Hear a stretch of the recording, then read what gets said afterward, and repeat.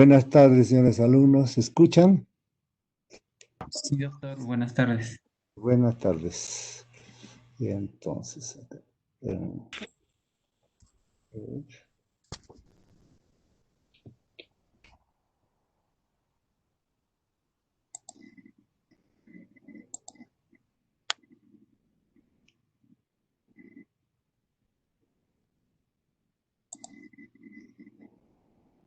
¿están compartiendo mi pantalla?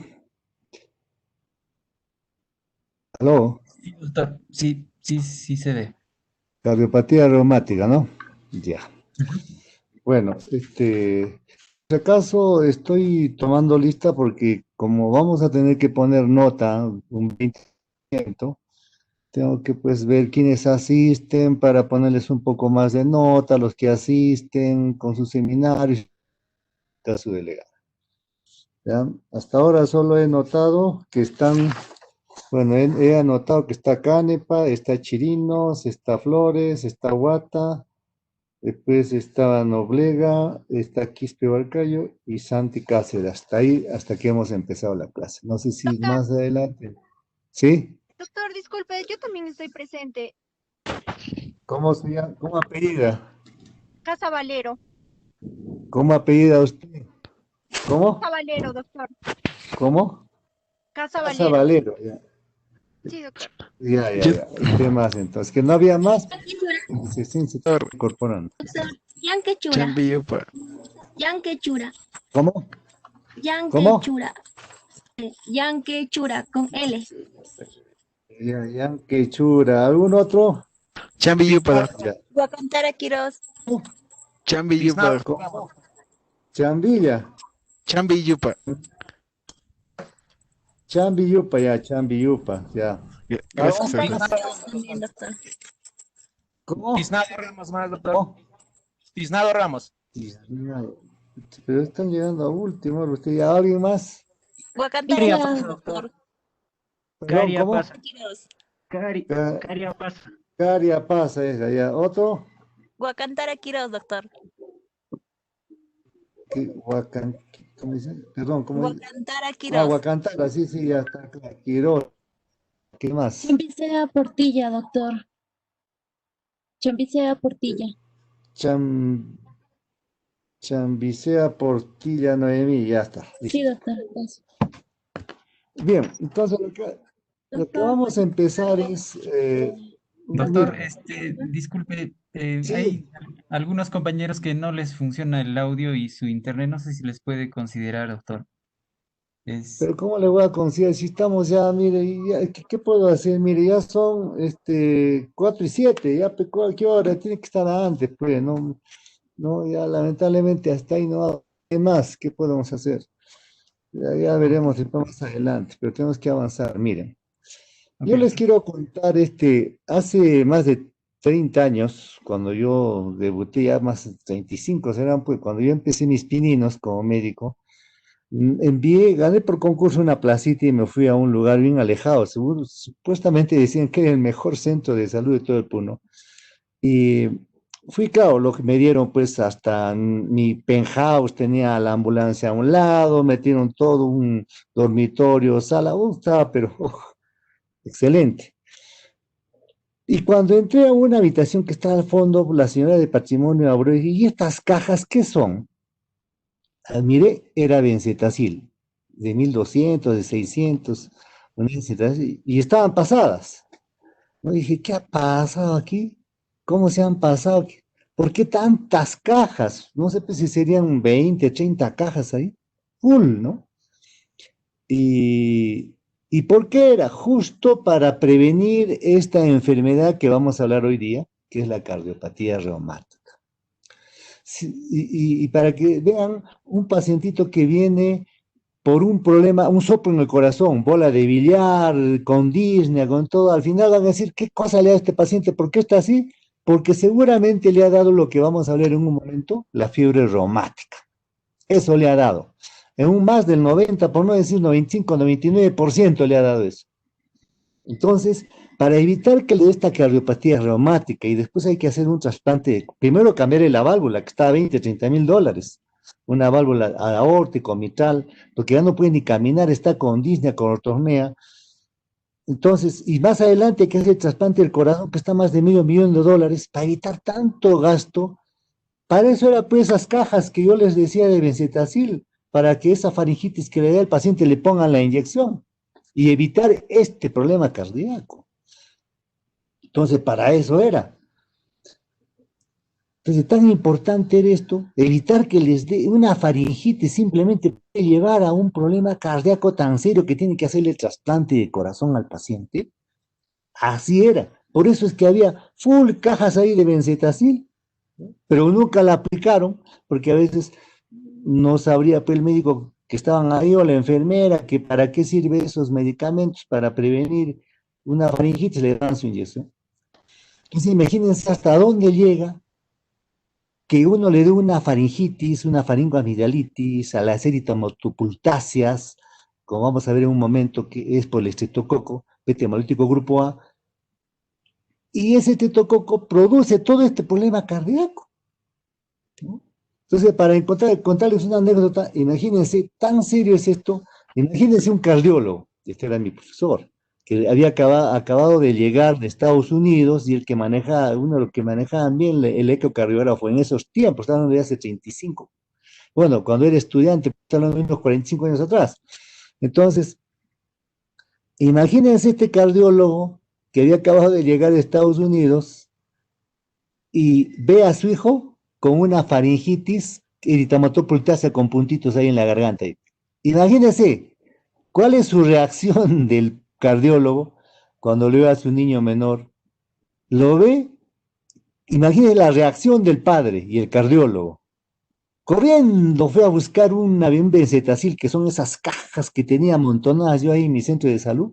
Sacó una ampolla, la cargó y ¡praj! Le puso a su hijo y todavía dijo así. Imagínense, porque él, ¿qué más? Porque el que nada sabe, nada teme. Él que sabía lo que podía venirle a su hijo, imagínense su cardiopatía después o su trasplante hasta incluso el corazón, como un benzetacil puede salvar esa situación. Esto le estaba contando para que sirva de motivación y de anécdota para lo que vamos a tratar hoy día, que es la cardiopatía reumática. Entonces hablaremos de la fiebre reumática.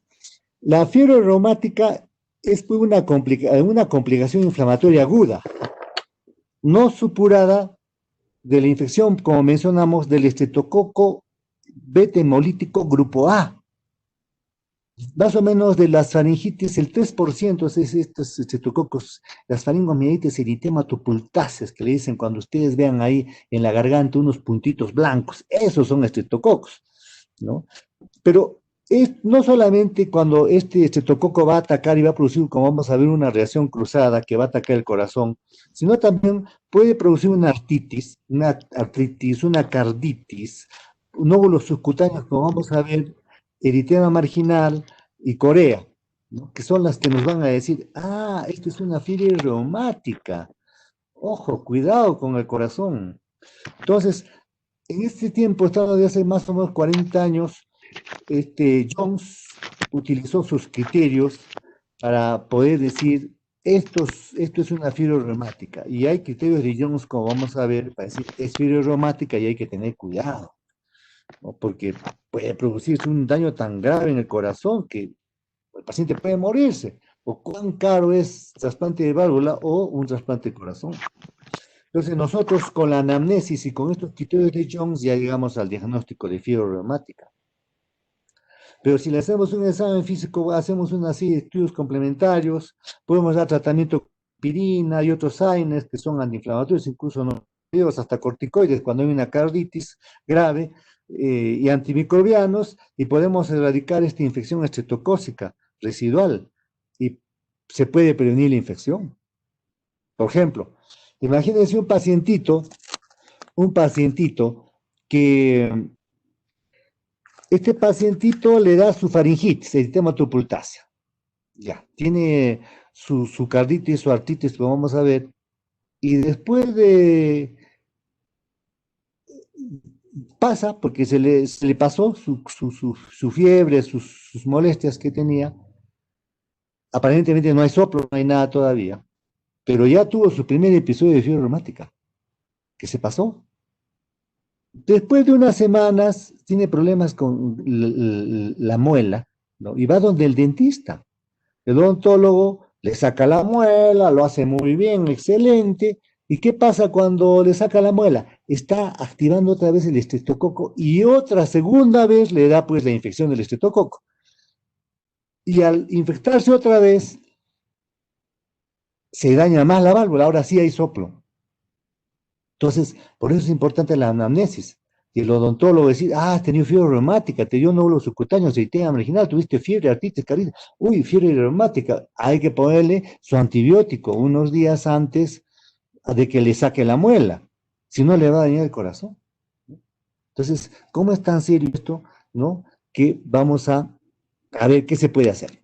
Entonces, lo que hacemos es, el primer paso de la fiebre reumática aguda puede ser a cualquier edad, pero generalmente se produce entre los 5 y 15 años, ¿no? Rara veces que tenga los 21 años. Yo, por ejemplo, me acuerdo que he tenido un pacientito que tenía 29 años. ¿Ya? El pacientito de 29 años, ¿qué hizo? Me fue y me buscó a mi oficina porque creo que fue al consultorio del hospital, o fue particular, y comenzaba a tener corea, o sea, corea facial, comenzaba a tener su carita que se movía, y esa era la consulta. Como yo soy neurólogo, entonces fue a consultarme porque tenía una corea. Entonces, en la fiebre reumática hay la famosa corea de Sydenham, que se llama mal de Salpito. Hay dos tipos de corea, la corea de Huntington y la corea de Sydenham, ¿no?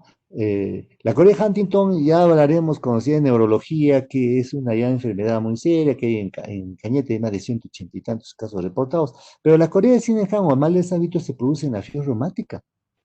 Entonces este pacientito vino con su corea facial, sus problemas, su pregunta era ¿por qué le estaba moviendo la carita? Automáticamente, nosotros sabemos que una corea de Sydenham hay que descartar fiebre reumática, la fiebre reumática no se demuestra lo contrario. Entonces, inmediatamente le pedí pruebas de ASA, como vamos a ver en un momento, le salió 800 o 1000, normalmente es hasta 200. ¡Ay, fiebre reumática! Pues, inmediatamente darle su tratamiento, lo que se debe hacer para la fiebre reumática. Como también se puede presentar también en personas rara veces mayores de 21 años, como en este caso, ¿no? Entonces puede presentarse, ¿no? Entonces, pero generalmente no es necesario, pues, investigar el estreptococo desde el punto de vista preventivo promocional, porque imagínense a mayores de niños de 3 años, porque sería, pues, una cantidad inmensa, ¿no? Pero se habla de la incidencia en el mundo, por ejemplo, en Estados Unidos hay reporte de 19 por cada 100.000, ¿no? También hay en otras partes del mundo, como Europa Oriental, Australia, pero cada vez se está bajando esto más, menos por la forma de vida que llevan allá, ¿no? Pero en países en su desarrollo, donde hay contaminación, hay ambientes contaminados, hacinamiento, pues se sigue manteniendo un porcentaje alto.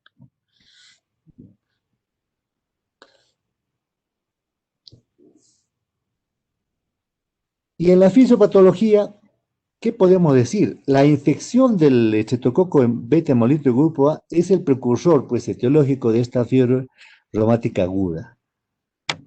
Pero también son importantes factores ambientales del West. Por ejemplo, en fisiopatología hablamos de ¿qué? De la proteína M del estreptococo beta hemolítico grupo A que comparte epitopos. ¿Qué son epitopos? Son sitios determinantes de antígenos reconocidos por los anticuerpos, ¿no? Con proteínas que se hallan ¿dónde? En el tejido sinovial, en el miocardio, en las válvulas cardíacas.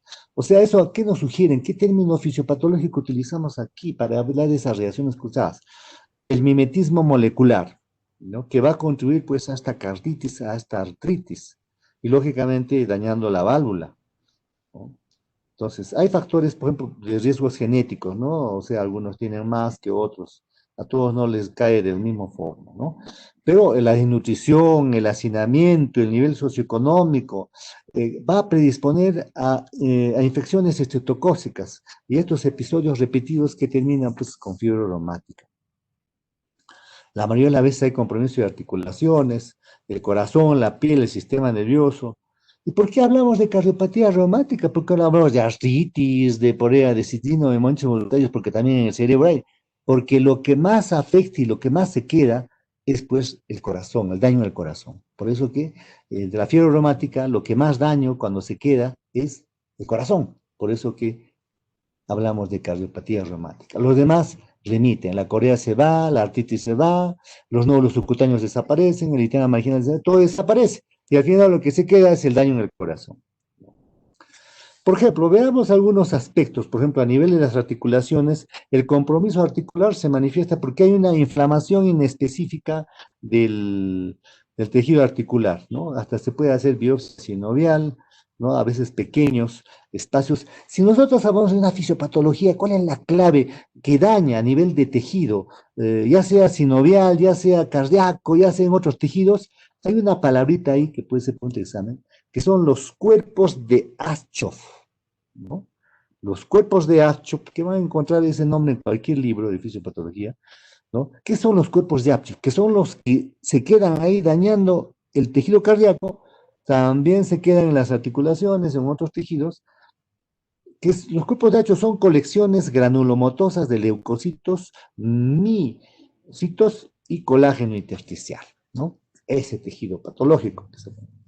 Y en el corazón, el compromiso cardíaco se manifiesta porque hemos hablado de una carditis, que todo lo que termina en itis es inflamación, es una inflamación del corazón, una carditis, que suele afectar el corazón de adentro hacia afuera, es decir, válvulas y endocardio, luego el miocardio y por último el pericardio. En ocasiones, pues, esto es seguido de años más tarde, o sea, por una cardiopatía. O sea, esto no es de la noche a la mañana. Por ejemplo, el niño de 3 a 15 años ha tenido su fiebre reumática repetidas veces, ha estado con sus problemas de infección por este tococo, pero el daño viene después de 10 años o más, el daño ya cardíaco, que puede ser con una estenosis valvular, pero a veces también una insuficiencia cardíaca, arritmias y disfunción ventricular. Con frecuencia aparecen, como mencionamos también aquí en el corazón, los cuerpos de Achup en el miocardio, ¿no? Y en otras partes del corazón, como la pericarditis fibrinosa inespecífica, ¿no? A veces con derrame. Entonces, importante es darle tratamiento, porque si no damos tratamiento, puede provocar engrosamiento, fusión y retracción valvular, u otro tipo de destrucción de las válvulas y las cúspides, ¿no? Por consiguiente, va a haber una valvulopatía, ¿no? Una estenosis, puede ser insuficiencia, una atrosis aórtica mitral, insuficiencia aórtica mitral, o sea, la válvula se daña, ¿no? Entonces, la dilatación de los anillos valvulares también puede causar reflujo e insuficiencia, ¿no? En orden decreciente. La frecuencia de las válvulas afectadas son, pues, a nivel aórtica, tricúspide y pulmonar, ¿no?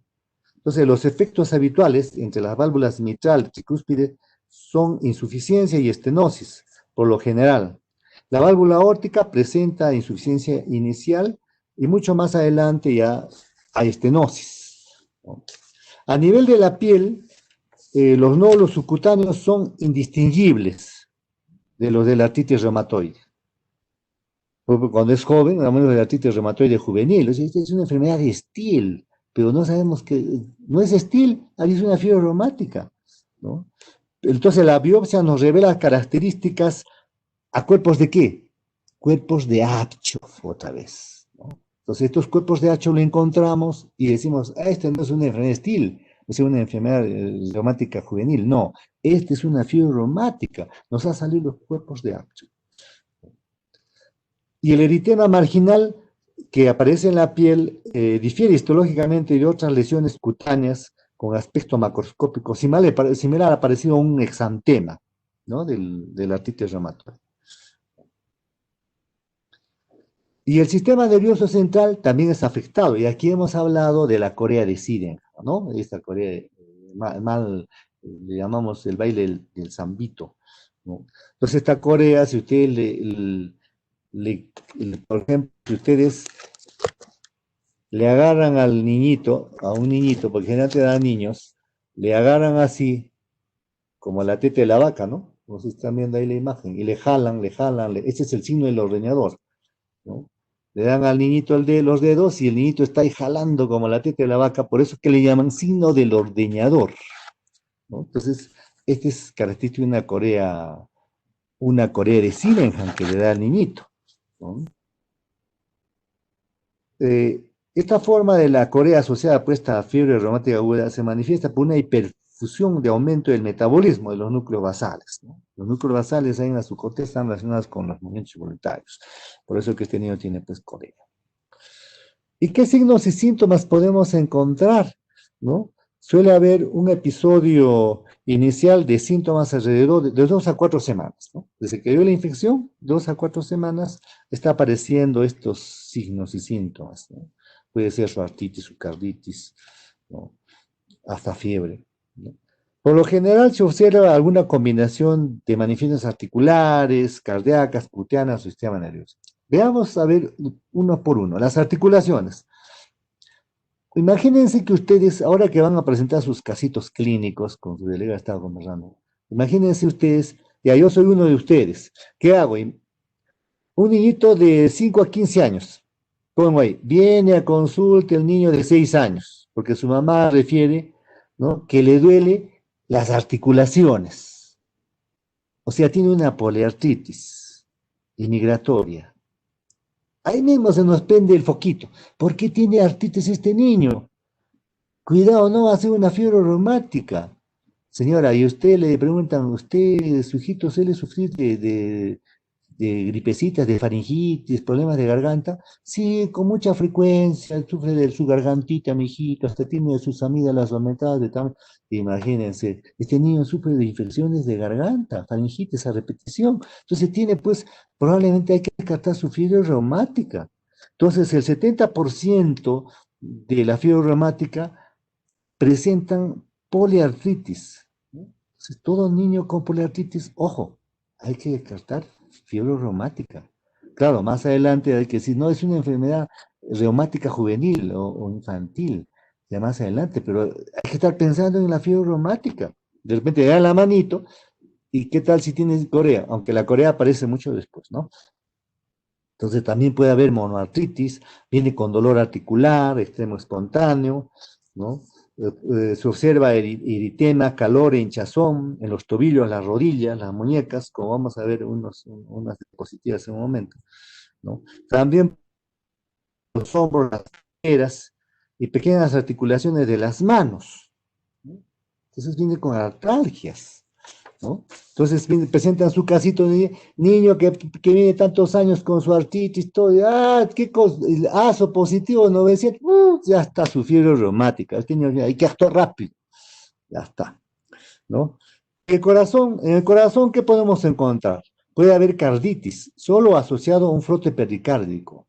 Imagínense que estén escuchando el corazón y comienzan a escuchar un frote pericárdico como dos cueros que soban, ¿no? Ya cuando lleven semiología van a escuchar dos cueros que soban. Este es un frote pericárdico. Uy, y en un niño, cuidado, ¿no? Puede haber soplos, si hay soplos ni hablar, le toman una radiografía y una cardiomegalia.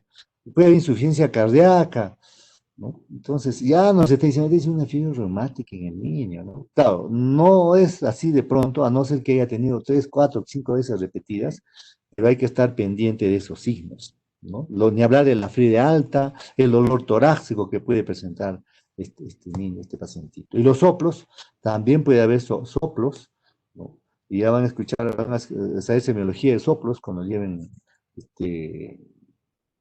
semiología.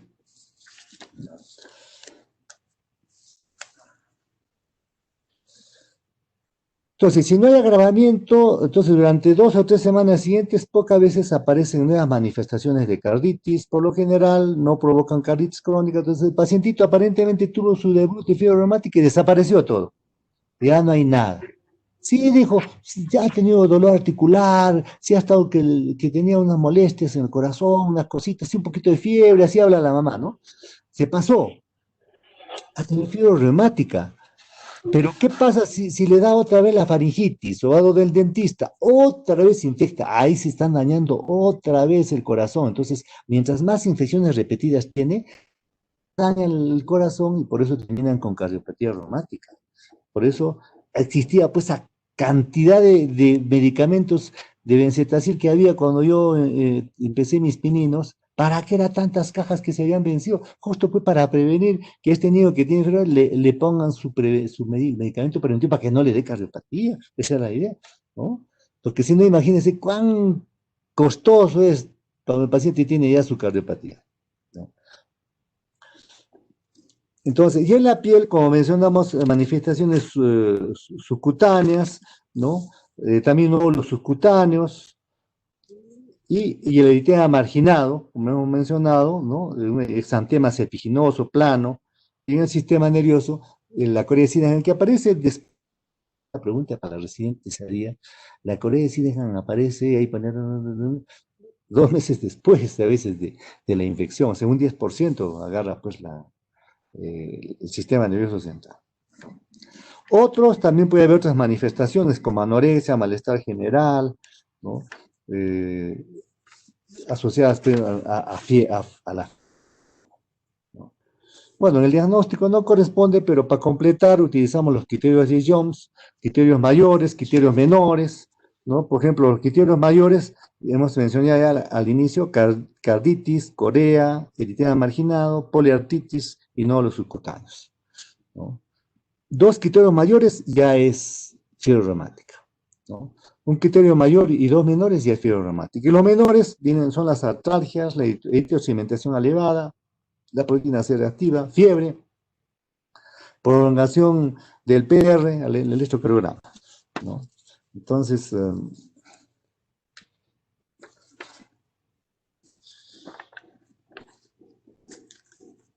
bien, una vez que hemos visto esto de la fiebre reumática, la cardiopatía reumática, entonces ahora aprovecharemos un poco para ver un caso clínico. Entonces, con este caso clínico, vamos a explicar la fisiopatología, ¿no?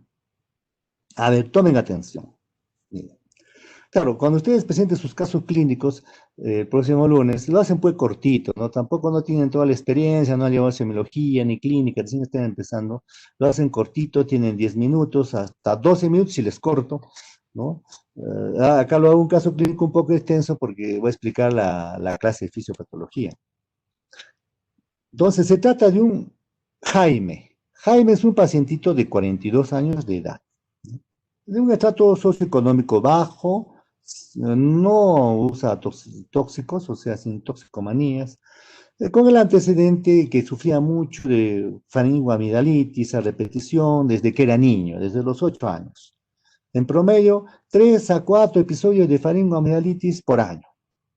A la edad de 8 años, refiere en su historia, ¿no? Presentó un cuadro de fiebre, llegó a 39 grados centígrados, tuvo dolor articular en las rodillas, hablamos de poliartritis, ¿no?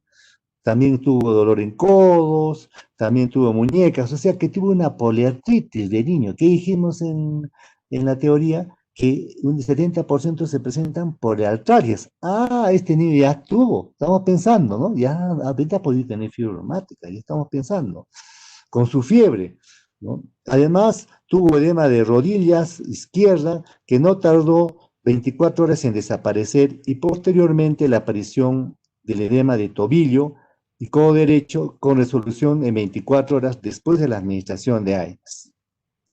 Este cuadro se repitió en diversas ocasiones, alternando con periodos sin síntomas. O sea, varias veces con su faringoamigdalitis. A los 14 años de edad sufrió una disnea y fatiga progresiva, ¿no? 14 años con disnea, imagínense. ¿Qué pasó ahí? Ah, no hace correr el corazón, una carditis, ¿no? Tan niño. Hace 4 años, porque le estamos hablando cuando le entrevistamos, que tenía 42 años, hace 4 años empezó a experimentar episodios de síncopes, o sea que se desmayaba, ¿no? Precedido de palpitaciones y lipotimias, con una frecuencia de una vez por mes, ¿no? Que se desmayaba. Todo pacientito que se desmaya se llama síncope. Y el síncope o lo ve el cardiólogo o lo ve el neurólogo.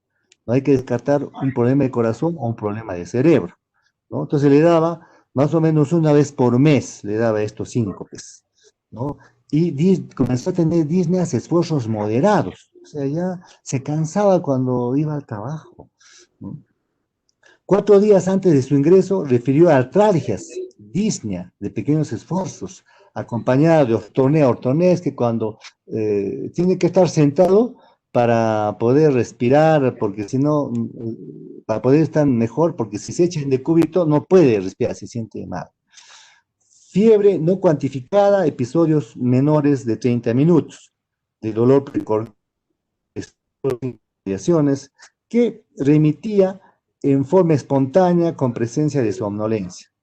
Los datos a su ingreso fueron presión arterial 90-70, normal, frecuencia cardíaca 100 por minuto, un poco aumentada, y frecuencia respiratoria 33 por minuto, también aumentada, con taquipnea, ¿no es eso? Temperatura de 38.5 grados centígrados. Se le hizo su exploración física y se le notó el paciente consciente pero confundido, con tendencia al sueño, con dificultad respiratoria severa. Se le ausculta en el pulmón estertores crepitantes diseminados, a mayor predominio de la región basal derecha, con disminución del membrullo vesicular. O sea, nosotros con eso ya estamos hablando un poquito de derrame, ¿no? Cuando es con compromiso del pulmón y hay líquido ahí, hablamos de síndrome pleuroparenquimal. Ya van a ver eso en neumología, en semiología.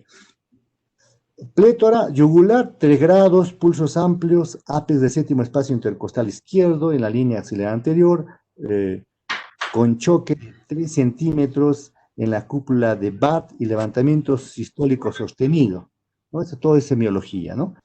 Ruidos cardíacos con presencia de soplo normal, uno desdoblamiento S2, reforzamiento P2 y con soplo sistólico en foco aórtico, el grado de 3/4. O sea, ya tenía un problema en el corazón, ya estaba dañado, ¿no? Foco mitral y tricuspidio no mostraban alteraciones, edema de miembros inferiores, 2 cruces, tenía fovea, pues. Los resultados de los exámenes de rutina fueron leucocitos 13.000, o sea, una leucocitosis. Segmentado 94, linfocitos 6, velocidad de sedimentación globular 15 milímetros a la hora, proteína C reactiva elevada, ya hablamos que también se pedía, hemoglobina 9.4 miligramos por decilitro, o sea, tenía anemia, ¿no? Hematocrito 28 también anemia, proteinuria positivo y hemocultivo de serie de 2 negativos, ¿no? Y antes de hablar de la discusión, entonces, aquí estamos viendo que hemos hablado pues de la fiebre reumática, ¿Mamá está silbando? que es todo Ok. lo que estamos mencionando para producir la cardiopatía reumática. ¿Necesitará ayuda o pasada? Por favor, no estén hablando, pues Estoy estoy... preguntando. Cari. Vemos que estos pacientitos tienen su faringitis, ahí empieza todo, en la faringitis. Y acá que estamos observando, una faringoamidalitis, eritematopulácea, esos puntitos blancos, esos son pues por estreptococo, ¿ya? El estreptococo es el culpable de este problema de la cardiopatía reumática, ¿no? Nosotros acá, estas son las eritematopuláceas. Aquí hay estreptococo. Nosotros cuando veamos estos pacientitos, a veces, por eso había pues el cerro de benzetacil en el centro, ¿no? Una inyección de benzetacil, 1.200.000 para el mayo, para adulto, y 600.000 para el niño, para evitar que les dé daño en su corazoncito, ¿no? La fiebre reumática. Acá estamos observando las artritis, ¿no? Las artritis que tienen los pacientitos, ¿no? Acá también con artritis con nódulos subcutáneos, ¿no? Puede haber monoartritis, como en este pacientito, por ejemplo, ¿no? O un eritema marginal. Mira el eritema marginal en el niñito. Encontramos un eritema marginal. Ojo, no vaya a ser que tenga una fiebre reumática. Ese es un criterio de Jones, ¿no? Y acá observamos ya la válvula pues dañada. Tantas veces le habrá dado infeccioncitas por estreptococo que ha dañado ya la válvula. Pacientito que tiene que hacer recambio de válvula, ¿no? Entonces, el corazón, las válvulas se dañan, generalmente la aórtica y la mitral, ¿no? Que son las que más se dañan, ¿no? Y acá estamos observando los criterios de Jones, criterios mayores, carditis, poliartritis, subcutáneos. Menores, fiebre, poliartalgias, fiebre reumática, PCR alta, leucocitosis y un PR prolongado, ¿no? Y los diagnósticos diferenciales, que no es el caso porque ustedes en clínica lo van a llevar como una serie de artritis, ¿no? Que hay que estar pensando, ¿no? Para hacer el diagnóstico diferencial. Entonces el pacientito cuando viene con ese dolor precordial, ya nos dice este pacientito puede estar teniendo ese daño. Y finalmente el paciente, pues, no queremos que llegue a un recambio de válvula o un trasplante de corazón. Entonces, veamos la discusión. A ver, empezamos con preguntas. A ver, ¿cómo define y qué características son las más importantes de la fiebre reumática? A ver, de acá sacaremos unas preguntitas para les de repente, ¿no? Ya, ¿la fiebre reumática qué es? Es una secuela autoinmune de una infección por estreptococo. O sea, en otras palabras, el estreptococo produce anticuerpos que se supone que tienen estos anticuerpos, estas inmunes, de atacar al estreptococo, pero se equivocan y atacan otros órganos, otros tejidos, como la válvula, por ejemplo, ¿no? Entonces, ¿y por qué se caracteriza? Por daño en las válvulas cardíacas, pues, pero también daña el cerebro, las articulaciones, la piel, ¿no? Con menor frecuencia. Pero el daño que se queda perenne generalmente es el músculo cardíaco, ¿no? Claro, esto es en general. Por ejemplo, tengo un pacientito que tiene corea durante meses, incluso que ya creo que hasta más de un año, Tiene que ser diagnóstico oficial con el sometido como un Parkinson juvenil, todo, pero su ASO es elevado, ¿no? Entonces puede también en algunos casos perdurar un tiempo, ¿no? Y recidivar, o sea, se vuelve a presentar, ¿no? Otra pregunta.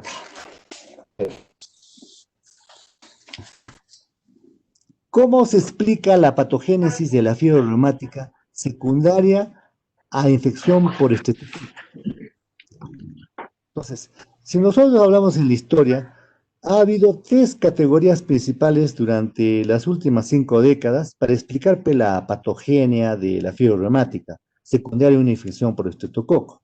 Primero, esa patogenia puede ser primero por una infección directa por el estreptococo del grupo A, como estamos mencionando. 2, puede ser efectos de la toxina del estreptococo. O sea, el estreptococo elimina una toxina que es la estreptolicina, ¿no? Que es la que pedimos, ¿no? Al ASO, para ver cómo está el nivel, ¿no? Esta es la más discutida. Y la tercera, la más viable, que hemos mencionado también, el concepto de la mímica antigénica o molecular en asociación con una respuesta inmune anormal. O sea, hablamos en la mímica molecular, se cree que la presencia de epítopes en el tejido humano, similares inmunológicamente a los antígenos del estreptococo grupo A, son responsables de la respuesta inmune. O sea que hay una respuesta cruzada, se equivoca, ¿no? Se equivoca, ¿no? Es como muchas enfermedades que van a ver que el sistema inmunológico es el que daña estructuras en muchas enfermedades que no tienen tratamiento incluso.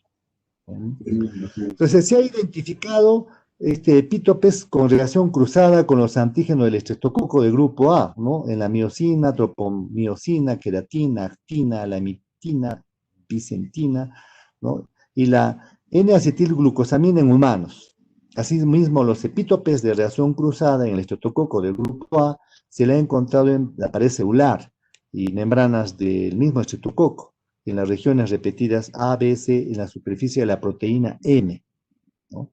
La reacción de los anticuerpos con el estreptococo del grupo A y con los tejidos cardíacos humanos en el suero de pacientes con fiebre reumática, ¿qué nos ha sugerido? Que hay una respuesta autoinmune humoral, que puede ser mediado por daño tisular, ¿no? Después se ha hallado relación con los marcadores de respuesta inmune mediada por células, que fueron dramáticamente elevados en las fases tempranas de la fiebre reumática aguda, ¿no? Si acabamos de una activación de las células T, ¿no? Esto ha sido apoyado por la identificación que se ha hecho en linfocitos citotóxicos en la sangre en pacientes con fiebre reumática, y el hallazgo también que se ha encontrado, como he mencionado, la proteína M, que puede estimular los linfocitos citotóxicos. La proteína M5 contiene epítopes celulares T y B, las células T aisladas del tejido valvular cardíaco de pacientes con fiebre reumática previamente infectadas, con organismos 5 serotipo M, responden a varios péptidos M5 y células CD4 y CD8, que trabasan hacia las válvulas reumáticas a través del endotelio valvular de la superficie, ¿no? Y finalmente hay estudios que últimamente han hecho que han demostrado la presencia de anticuerpos monoclonales, o sea, de reacción cruzada, citotóxica, para células cardíacas en cultivo, ¿no? Ahí también han encontrado complemento. Una pregunta más. Los cuadros repetitivos de artralgia, artritis reumatoide y fiebre que presentó este paciente que estamos mencionando, ¿influyeron en el desarrollo del tipo de lesión valvular?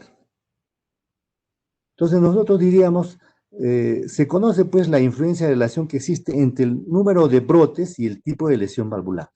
Ya hemos mencionado, ¿no?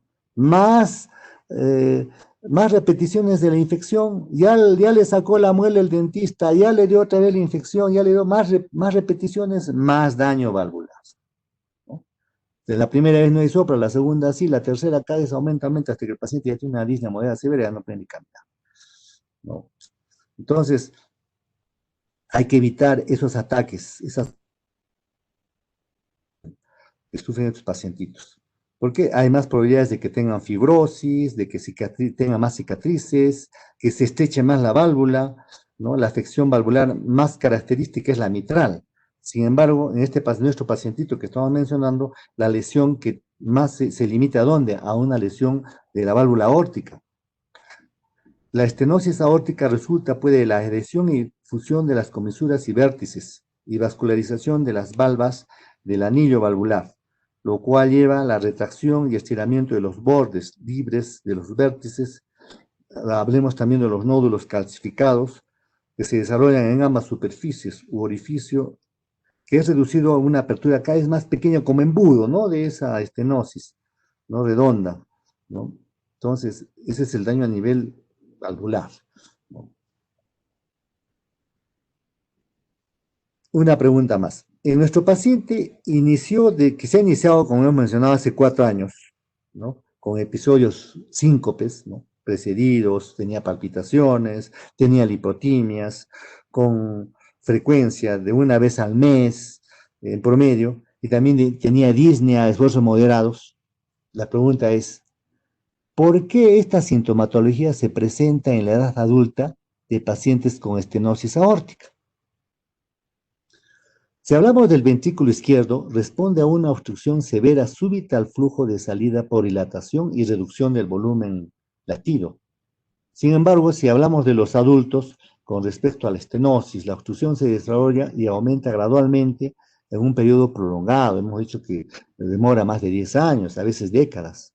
Pero se ha hecho modelos experimentales, así que tanto en niños y en adultos con estenosis aórtica crónica severa, de grado ventricular izquierdo, que es mantenido por la presencia de una hipertrofia ventricular izquierda, lo cual sostiene una gradiente de presión mayor a través de la válvula aórtica, por muchos años, sin una reducción del gasto cardíaco, ya sea una dilatación ventricular izquierda o el desarrollo de síntomas, ¿no? Por eso es que el pacientito, desde los 8 años, pues no tenía mucha molestia hasta que llegó a los 40 y tantos años. La obstrucción crítica del flujo de salida del ventrículo izquierdo, ¿por qué se caracteriza? Entonces, por una gradiente de presión sistólica pico que excede a los 50 millones de mercurio en presencia de gasto cardíaco normal, ¿no?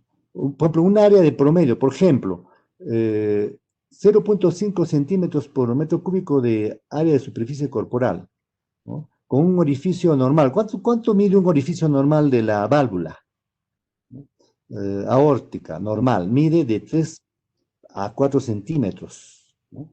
Entonces, está normal. Pero como esta válvula está siendo dañada, va a ir reduciéndose como un embudo, ¿no? Y ya van a ver en semiología relacionado con los soplos, ¿no? Este orificio valvular. Por ejemplo, si el orificio valvular, que lo vamos a medir a la ecocardiografía, por esto que estos pacientitos no solamente le pedimos su prueba de acetotolicina SO para ver cuánto está de fibra aromática, sino también una ecocardiografía para ver cómo está la válvula, ¿no? Y ahí medimos, por ejemplo, un orificio valvular de 1 a 1.5 centímetros, ya lo consideramos como una estenosis moderada.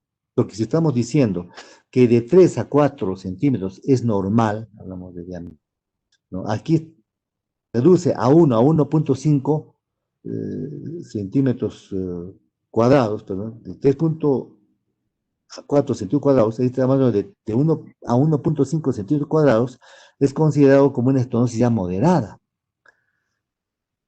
¿ya? Y un orificio de 1.5 a 2 centímetros cuadrados, y hablamos de una estenosis leve. Entonces, cuando la contracción del ventrículo izquierdo es progresivamente más isométrica, la presión del pulso del ventrículo izquierdo muestra un redondeo de su cumbre, más de un aplanamiento. La presión diastólica ventricular elevada, ¿cuál es la característica de la estenosis aórtica severa? Con frecuencia refleja una distensibilidad disminuida de la pared ventricular izquierda, hipertrofiada. En la estenosis aórtica, la contracción auricular juega un importante papel en el llenado del ventrículo izquierdo, elevando la presión sistólica final ventricular izquierda, sin causar una elevación en la presión auricular media, ¿no? Esta función de bomba tipo cohete, ¿no?, de la aurícula izquierda proviene de la presión capilar y venosa pulmonar, que se elevan en niveles que podrían producir congestión pulmonar. Por eso tenía estertores, ¿no?, en el pulmón, ¿no? Mientras que al mismo tiempo se mantiene una presión diastólica final ventricular izquierda a niveles elevados necesarios para una contracción efectiva del ventrículo izquierdo hipertrofiado. Entonces, con todo esto, imagínense cuántos años ha estado este pacientito. Normalmente es de 3 a 4 centímetros cuadrados. Cuando estaba en 3, no sentía nada, ¿no? También incluso ha ido bajando hasta 2, leve, y todas esas décadas, ¿qué ha pasado? Había menos presión sanguínea, ¿no? ¿Qué ha pasado? ¿Cuánto? Por eso terminaba con anemia. Estos pacientitos terminan con anemia, ¿no? Y otra pregunta, ¿qué papel juega la presencia de fibrilación auricular que desarrolla el paciente? Este pacientito sí tuvo un trastorno del ritmo, ¿no? O sea, la pérdida del tiempo apropiado de una contracción auricular vigorosa que ocurre en los casos de la fibrilación auricular y disociación auriculoventricular. Puede resultar un rápido detenimiento clínico en pacientes con estenosis aórtica severa, a pesar de que el gasto cardíaco se encuentra en límites normales. En la mayoría de los pacientes con estenosis aórtica severa, con frecuencia, el gasto cardíaco no se eleva durante el ejercicio, ¿no? Entonces, imagínense, ustedes saben que el corazón tiene que, como bomba, botar sangre del ventrículo izquierdo que sale por la aorta para toda la economía.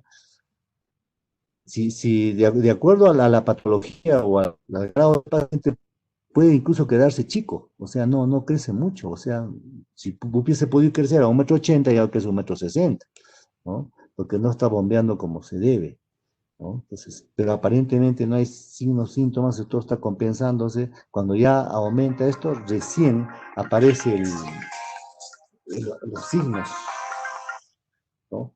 ¿Aló? ¿Aló? Buenas tardes, disculpen, ¿eh? ¿Sí?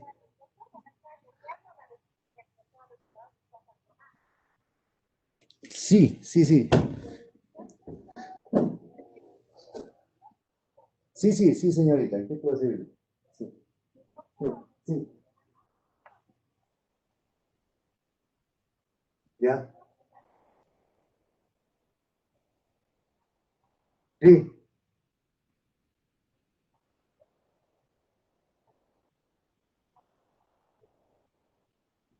Ah, ya, ya. Ya, ya, ya. Muy bien. Sí, gracias. Ya.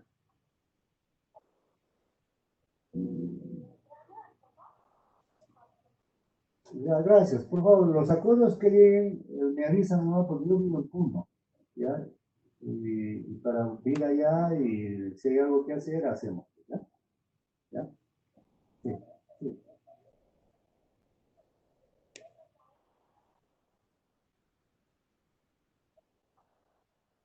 Claro, claro que sí. A este celular nomás, por favor. ¿Ya? Por favor. Ya.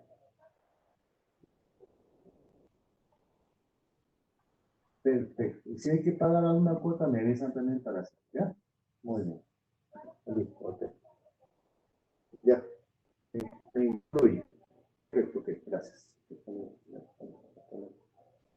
Ya, perfecto. Muy bien. Perfecto, sí. Hasta luego, gracias. Bueno, van a disculpar esto del coronavirus siempre. Bueno, entonces, una pregunta más.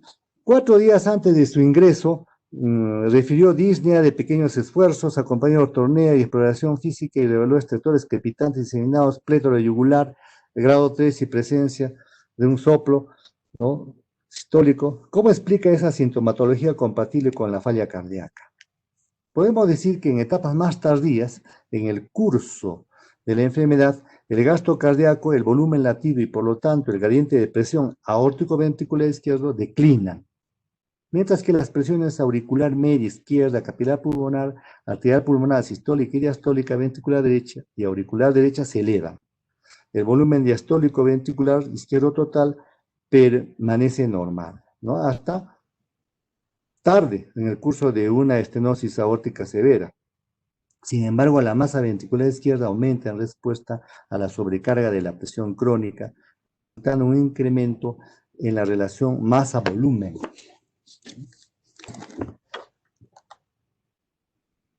Y finalmente, desde hace 4 años el paciente empezó a experimentar cuando vino a la consulta, ¿no? Episodios de síncopes precedidos de palpitaciones, limitaciones, con una frecuencia de una vez por mes.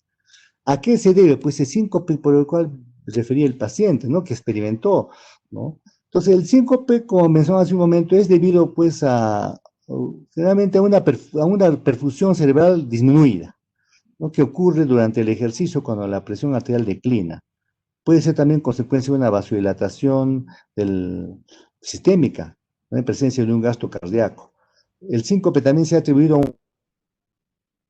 los vasoreceptores de la estenosis aórtica severa, así como a la respuesta vasopresora de una presión sistólica ventricular izquierda muy elevada durante el ejercicio, ¿no? La presencia de esas palpitaciones que tuvo el paciente, esas lipotimias que precede al síncope, es considerada como un síntoma premonitorio común, ¿no? El síncope que se presenta en reposo puede deberse a una fibrilación ventricular transitoria, de la cual el paciente se recupera espontáneamente, o una fibrilación auricular transitoria, como en nuestro caso, ¿no? Por la pérdida de la contribución auricular al llenado ventricular izquierdo, por esa estenosis que tiene, lo cual causa una caída del gasto cardíaco o bloqueo auriculoventricular debido a una extensión de la calcificación de la válvula en el sistema de conducción. La exploración física del paciente, entre otros datos, reveló un ápex en el séptimo espacio intercostal izquierdo, en la línea axilar anterior, con choque de 3 centímetros en la cúpula de Barr y levantamiento sistólico sostenido con datos por radiología y electrocardiograma, compatibles con una hipertrofia ventricular izquierda. Y la pregunta es, ¿cómo se explica el desarrollo de la hipertrofia ventricular izquierda en pacientes con estenosis aórtica, como en este pacientito? El desarrollo de esta hipertrofia ventricular izquierda es uno de los principales mecanismos a través de los cuales el corazón se adapta a un aumento de la carga hemodinámica, el aumento en el estrés, en la pared sistólica inducido por la estenosis aórtica, lleva a la replicación en paralelo de los sarcómeros o a la hipertrofia concéntrica. Este aumento del grosor de la pared ventricular izquierda con frecuencia suficiente para contrabalancear la presión aumentada en tal forma que la tensión sistólica pico de la pared retorna a lo normal o permanece normal si la obstrucción se desarrolla lentamente. Se ha descrito una correlación inversa entre el estrés y la pared y la fracción de eyección en pacientes con estenosis aórtica. Esto nos va a sugerir, pues, que la fracción de eyección deprimida y la velocidad de acortamiento de la fibra que ocurre en algunos pacientes son consecuencia del inadecuado engrosamiento de la pared, resultando de un desajuste de la poscarga, ¿no? La depresión de la función miocárdica que ocurre tardíamente en el curso de la enfermedad puede estar relacionado con qué alteraciones morfológicas. Entonces, ¿cómo se ha dañado estructuralmente el corazón, pues, con toda esta enfermedad? Estos cambios en la ultraestructura miocárdica incluyen núcleos grandes, pérdidas de miofibrilas, acumulación de mitocondrias, áreas citoplasmáticas grandes de provista de material contráctil y proliferación de fibroblastos y fibras de colágeno en el espacio intersticial. Esa es la explicación. O sea, que hay un daño estructural del corazón. Y finalmente, en la sintomatología referida por el paciente es importante destacar los episodios menores de 30 minutos, viene con un dolor precordial, ¿no? Hipopresivos, sin irradiaciones, que remiten en forma espontánea. Entonces, si decimos en la pregunta, ¿cuál es la base fisiopatogénica de este dolor que tiene el pacientito? Entonces, en pacientes con estenosis aórtica, como en este pacientito, ¿no?, el flujo sanguíneo coronario en reposo se encuentra elevado y en términos absolutos. Sin embargo, es normal cuando se hace una correlación para la masa miocárdica, una reserva de la reducción del flujo coronario que puede producir una oxigenación miocárdica inadecuada en pacientes con estenosis aórtica severa, aún en ausencia de la enfermedad de las arterias coronarias. Entonces, la masa muscular hipertrofiada del ventrículo izquierdo, el aumento de la presión sistólica y la prolongación de la eyección elevan el consumo de oxígeno del miocardio, ¿no? La presión anormalmente aumentada comprime las arterias coronarias, exigiendo la perfusión coronaria, una presión en la presión coronaria, y el acortamiento de la diástole, que va a interferir con el flujo sanguíneo coronario, llevando a un desequilibrio entre el aporte y la demanda de oxígeno, ¿no? Entonces, esta baja perfusión puede ser responsable del desarrollo de la isquemia subendocárdica especialmente durante la taquicardia. Por eso que tiene este pacientito, pues ese dolor que se queja. ¿No? Bueno, entonces hemos querido presentar este caso para poder complementar toda esta clase de cardiopatía reumática, ¿no? Bueno, entonces empezamos con los seminarios y las tareas que su delegada seguramente le va a comunicar el próximo lunes, ¿no? Continuamos, porque ahora hemos hablado de cardiopatía reumática, pero ahí no queda, pues, ahí no queda. Ahora va a venir, o sea, esta cardiopatía reumática, ¿a dónde lleva? A lo que vamos a ver en las próximas clases, ¿no? Lo que es las valvulopatías, ¿no? Esos problemas, esos daños que vamos a ver en la próxima clase, justo es problema, como dijimos al inicio, de esta patología, culpable la fiebre reumática. Por eso que al inicio, tantas cajas que encontré de Bezetacil para poder prevenir. Claro, ya no hay mucho como antes porque ahora cualquiera va a la farmacia, se toma su antibiótico y esto se preocupa de una forma baja, pero todavía en países en desarrollo todavía hay mucho más que en los desarrollados. Bien, entonces, muchas gracias. Estamos viéndonos el lunes. Buenas tardes. Hasta luego, doctor. Hasta luego, hasta luego.